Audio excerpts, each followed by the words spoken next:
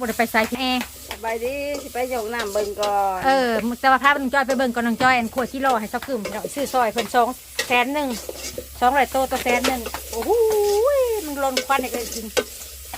โอ้ยควันเอาออกก่อนเบิ่งที่ใหม่ก็สุกละเอาอันน่ะเอาออกก่อนเอาตัวด้วนไผ่น่ะออกก่อนทำอะไรไม่ได้ทานมันจะบ่สุกก่อนใหม่อย่าพาเด้อไปเด้ออย่าพาเด้อเดี๋ยวพ่อให้มันน่ะก่อนล่ะ มาหาเล็กคิดกันที่รอหอมทวนบ่ได้ไปใส่ดอกมือ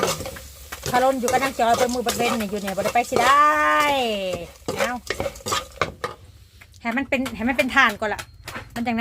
นั้นใหม่ก่อนสุก